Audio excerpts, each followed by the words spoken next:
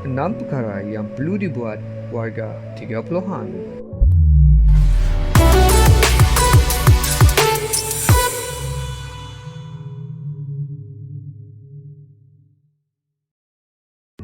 Happy birthday! Welcome to the 3 Series Club. Ini ukapan keramat apabila melangkah ke umur separa matang dalam kehidupan.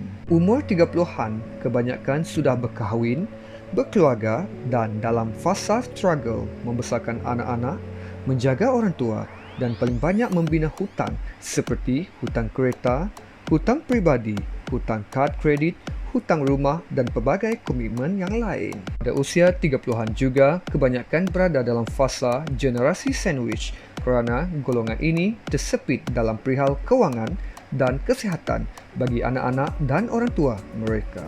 Istilah sandwich generation ini wujud pada tahun 1981 oleh Dorothy Meller, seorang pekerja sosial yang memberi istilah ini.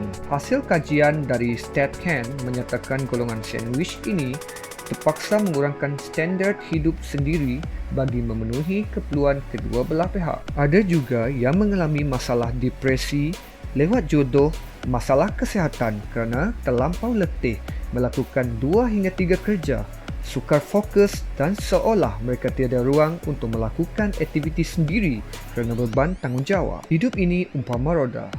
Jika kita berbakti dan berbuat sehabis baik untuk 2 generasi iaitu ibu bapa dan anak-anak, kita juga mungkin dapat yang baik nanti. Apapun kita perlu merancang kehidupan kita bila tua nanti dan apa yang perlu kita rancang untuk anak-anak nanti. Pertama, fikirkan simpanan persaraan. Berapa banyakkah perlu kita ada?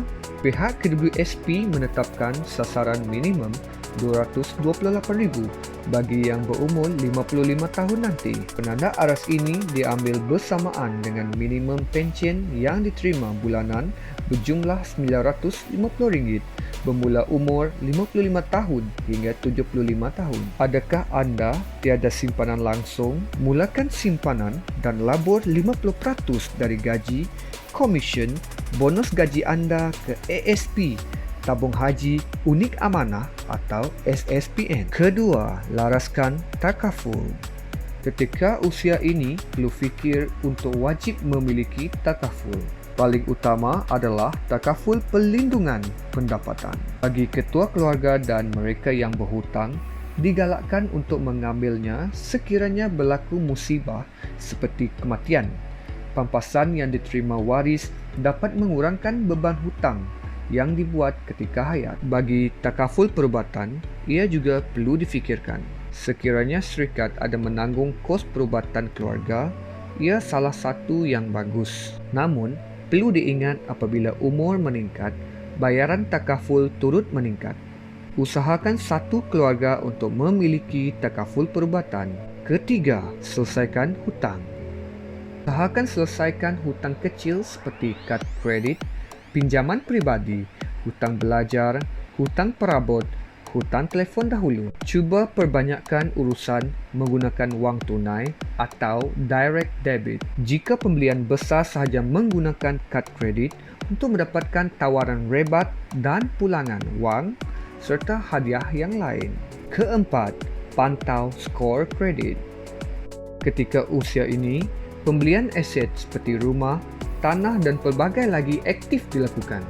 Untuk menjayakan pembelian rumah kedua, ketiga dan seterusnya, skor kredit anda mestilah cantik. Kelima, tingkatkan pendapatan dan simpanan kecemasan.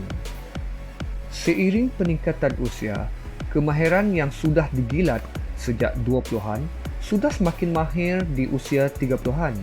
Oleh itu, permintaan terhadap gaji, bayaran yang boleh kita minta sesuai dengan pengalaman yang dimiliki. Usahakan ada pendapatan sendiri minimum RM1,000 bagi wanita walaupun sudah tidak bekerja.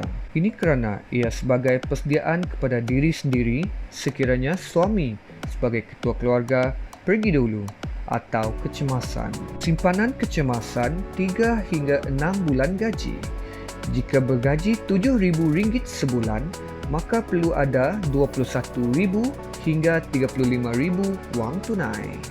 Jika berlaku sesuatu pada kita seperti kemalangan atau masalah kesihatan yang mengganggu rutin bekerja dalam tempoh yang lama, wang kecemasan tadi boleh digunakan. Jika terlampau lama bercuti, kemungkinan besar diberhentikan itu ada. Kita perlu bersedia dengan segala kemungkinan. Keenam, tulis wasiat.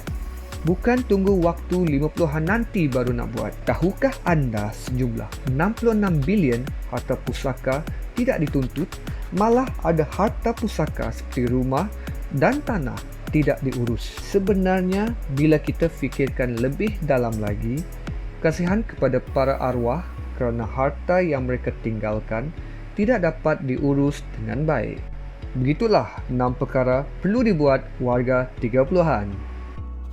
Jika anda suka video ini, jangan lupa like, komen, share dan tekan butang subscribe supaya channel ini terus berkembang.